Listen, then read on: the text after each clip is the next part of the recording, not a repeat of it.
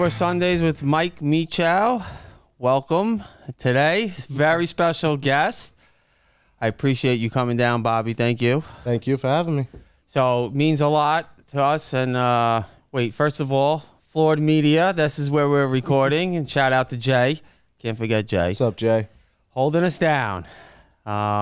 So, Bobby, you have been listening to Sober Sundays, I don't know, every Sunday? Yeah, every Sunday. Wake up with it. I love it. It's been great. I've got a lot out of it, and I'm happy to be here.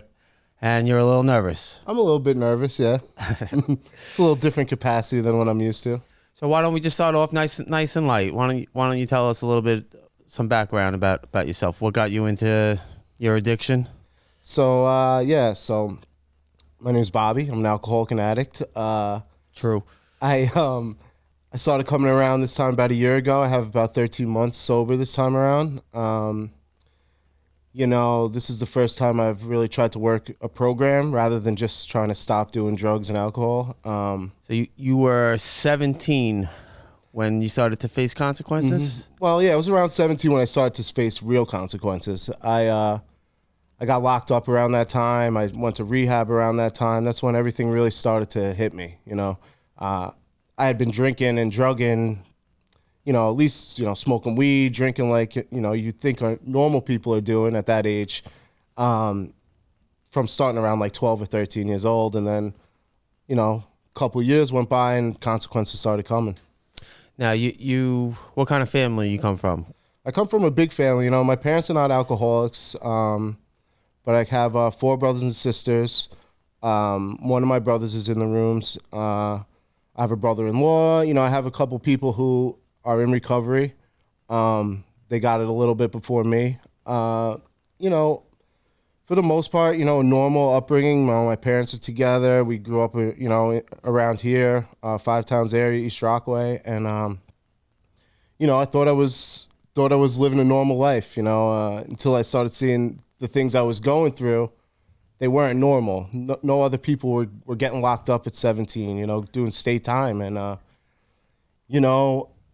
it still was never enough to get me to stop what I was doing. What was stopping using an option? An option, I thought it was an option. An idea? It was definitely in my head at points. And then at other times, there was no way I wanted, I didn't ever want to stop. I loved the life that I was living.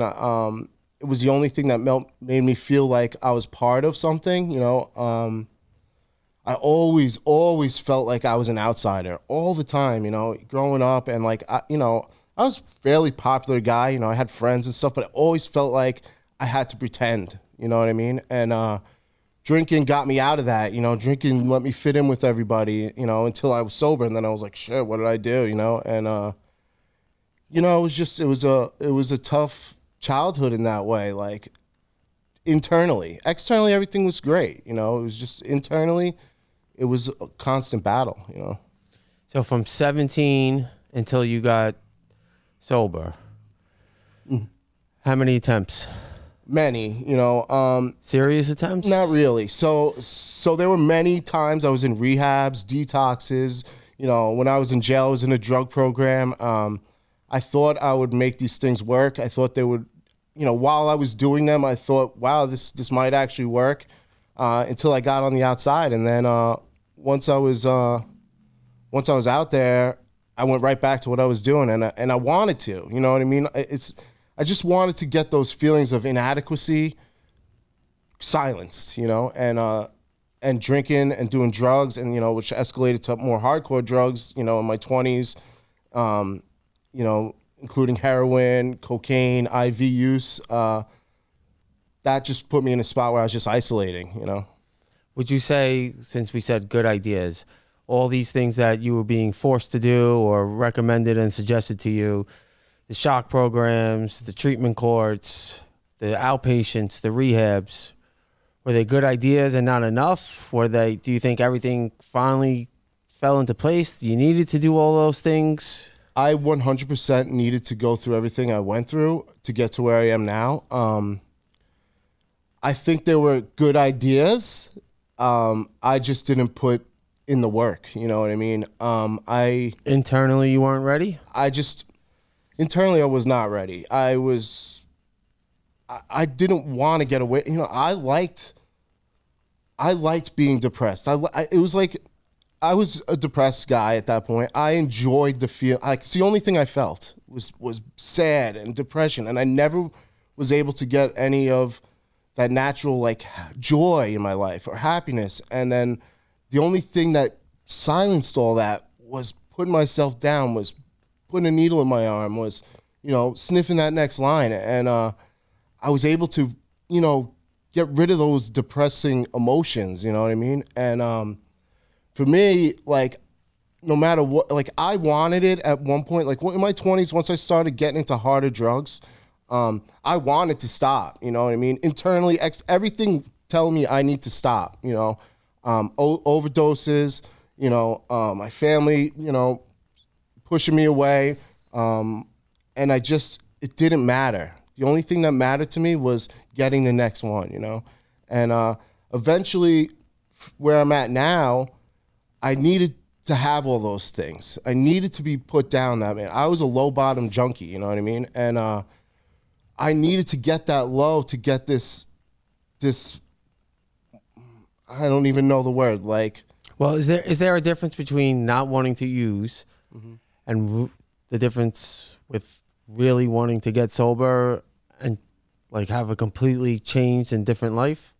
Yeah, I think so. I think the difference is, you know, there is a difference not wanting to use and wanting to get sober. The difference is putting in the work for me, for actually working a program. Like willingness equaling action. Yes, surrendering.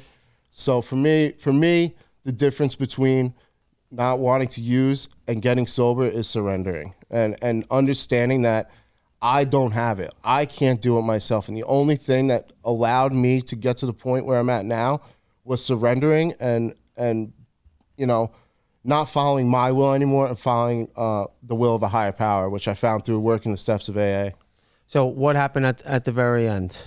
Very end, I was dry for a while. I was on Suboxone. I was trying everything. I was really depressed, like I said. I was really miserable. I had my daughter, you know, my daughter was born, and I stopped using heroin and other drugs, and I started using Suboxone and like medical assisted, you know, sobriety, you know, dry time. And Was it helpful?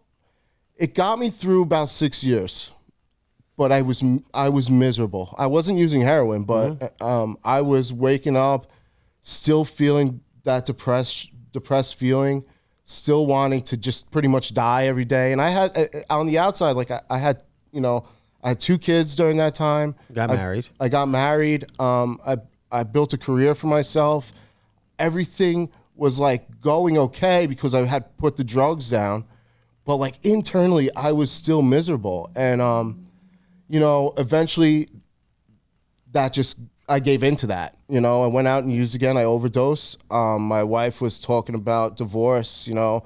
My life was falling apart. I was driving my car. I overdosed. Luckily, I was able to pull over somehow. Somebody called, you know, I got Narcaned. And I was able to get through it. And I told my wife I'd go to rehab. I did. While I was there, I still was thinking it was bullshit. You know, I still was saying nobody does 90 and 90. Nobody gets a sponsor. I'm telling everybody in the rehab that because that was my experience, you know. And while I was there, I started practicing. I went to the AA meetings. I started getting my hand up. I started getting involved in the program. And I took the first suggestion I have ever taken when I got out, and I went to a meeting the first day out. So what was it like? You walking down for I don't know if it was the first time or not, going to a meeting, what was going on inside? I was nervous as hell. I thought that people went to AA and their lives were ruined. I thought that, you know, nobody in AA was happy. I thought that it was a way to just get rid of, you know, learn how to just not drink. And then I was just going to be in the same situation I was in already. And I wasn't happy about it, but people told me to do it. And I was ready to do anything. You know, I didn't want to lose my family. I didn't want to lose my wife. I love them. You know, even though they weren't enough for me to stop using, it didn't mean that I didn't love them. I loved them with everything, but this disease, it had a hold on me. But the threat of losing them was a reason to go out and try some different things. Yeah, the consequences had become escalated enough for me to take it seriously, and I took the suggestions. I was nervous when I went into the rooms. I went to a meeting and somebody suggested I go to this other meeting in Long Beach that was, a meeting that I made eventually my home group. And in that room, I found people who were happy, who were doing things, who were living their life. Somebody came up to me the first day. I made that person my sponsor. And through sponsorship and through fellowship and through, spirituality that I gained, I've been able to make it to 13 months a day at a time. Congrats. Thank so you. Tell me about internally now. What goes on? It's crazy. I'm happy.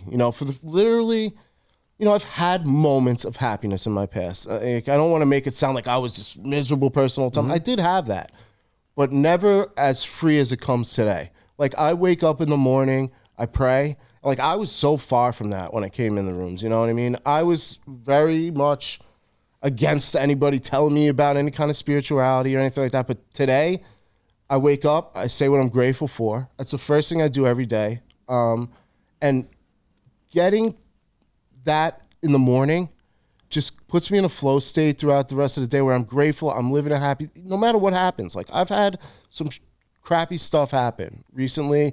The last month has been pretty bad for me, but like, I'm still living in a place where I'm going with the flow. I don't try to control anything. I'm grateful for what I have. And because of that, I get through the next day, Which is what I was going to ask you. Is your happiness contingent on like outside forces, or is this something deeper, more important, something internally spiritual? Absolutely not. It's not anything that happens on the outside, sometimes it'll put me in a bad mood, or I'll say, oh man, this sucks. I'll feel badly about it, which is normal human emotions. Like, what are you going to do about those? You can't.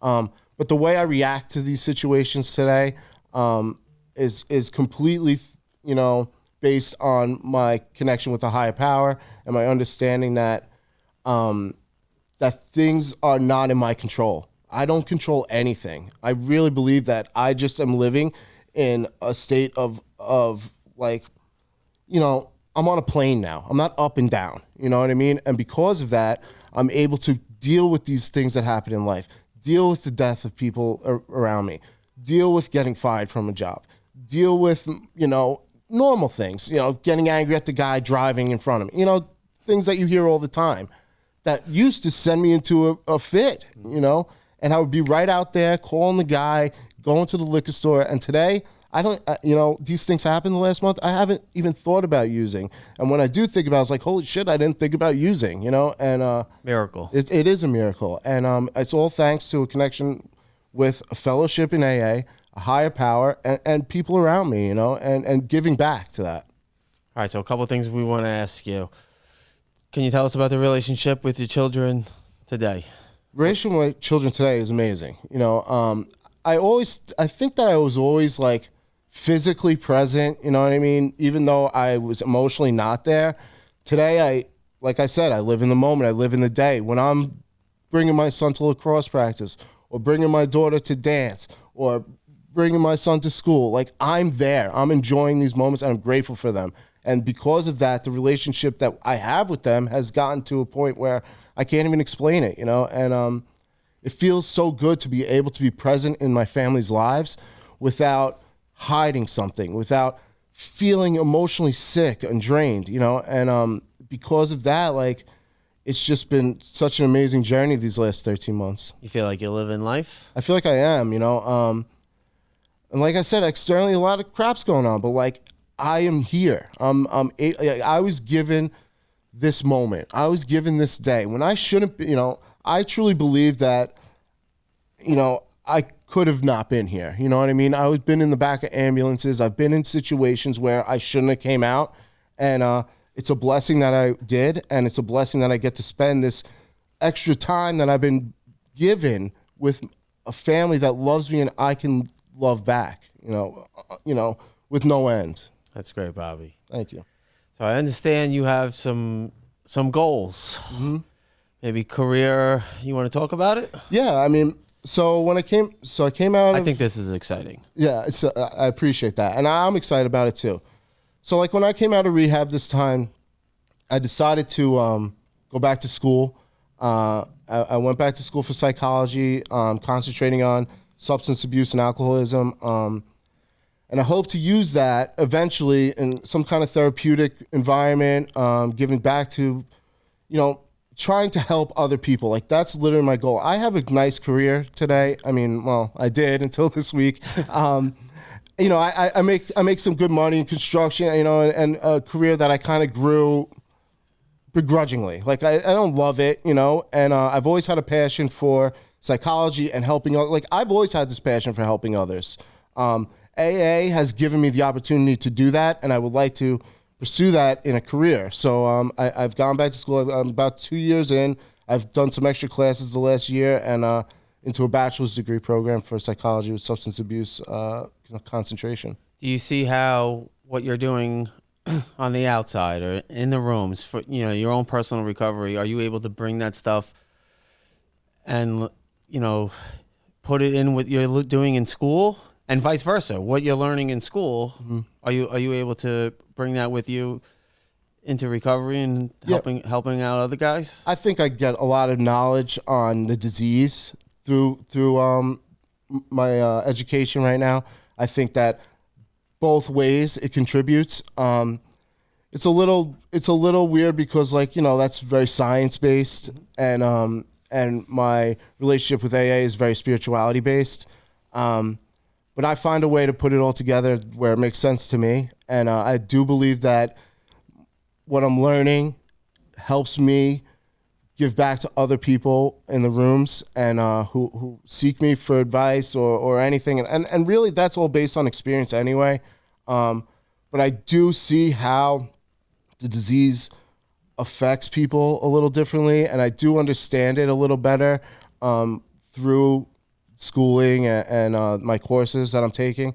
It's a balance though. It really is, because like the way it's approached, in higher education is a lot differently than I approach it in my own recovery. And I have to remember that, not to get too in the weeds with that, because I can, and remember that the one thing that brought me out of this was a connection with a higher power, spirituality, fellowship, people, understanding what I've been through. And that's not always the case when you go deep in, into psychology and science, Would you ever think that today you're in a position where you actually have a lot to give to other people and other guys who similar backgrounds, struggling with addiction, can't get clean, don't know if they want it, and you're a guy that they can turn to? I never thought I would get here. No, I never thought I would even be able to take a needle out of my arm, I never thought that I'd be able to put it down, never mind be able to help somebody else. Are you comfortable with helping other people? I am. I love it. It's literally what I live for at this point. I love helping other people. I have to be careful because I have to remember that I can't get somebody sober, but I can be there if they want help, if they want to know what I've been through. And I remember, still today, that's the thing that helps me. Hearing what other people have been through and how they've come through it, their personal experience, that's been such a huge help for me. So for me to be able to share my experience, which has been, some experience, I feel like that can help other people. And I just have to remember that I cannot, someone's going to get me high before I get them sober. I can't force anybody into this, but I can do my best to share what I've been through, and hopefully that gives them the hope that they need. All right. Just before we end, I kind of ask a lot of people this, I think. Do you feel, first of all, I don't know how you have time to do all of this stuff. Me either. So do you ever feel like you have to choose like your recovery over your family? Like here, you're somebody that goes to work, goes to school, 3 kids, a wife, goes to meetings, helps people, works with his own sponsor. How is all this possible?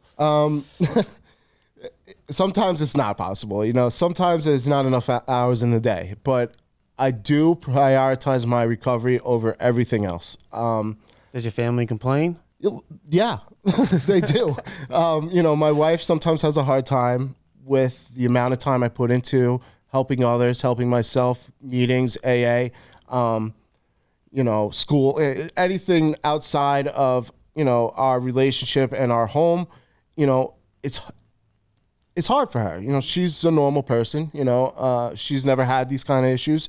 She doesn't really understand why it takes so much to stay on the right plane. But to me, I try to explain to her, and I try to explain to everybody that if I don't put my recovery first, all this other stuff goes away. All this work, school, family, relationship, everything, it all is gone if I don't put my recovery first and I don't do something every day for my recovery. And I do that, she's coming around. I was going to say, do you think she's starting to notice that all that work is paying off? I do. She was at my anniversary, which was amazing. It was very emotional for me, for my family. And she sees that I'm different. Like, she's seen me, dry. She's seen me, and she didn't even believe I was dry because I was miserable, and everything was, manipulation. And she can see through that, you know what I mean? And she's come to a point where she understands. She's supportive. She still would like a better balance with these things. But I know that I just need to put my recovery first, put my relationship with God first, and everything else kind of falls into place. And you're happy. I'm happy. Today I'm happy. And you're happy to help other people if anybody reaches out to you? Anytime. I love, like I said, that's what I live for today. So reach out. All right. Excellent, Bobby. Thanks, Mike. That was great. Thank you. All right. And if anybody's looking for help, you could reach us at SoberSundayPodcast.com. You could reach out to myself, or you could reach out for Bobby. Anytime. All right. Thank you. Thanks again, Mike.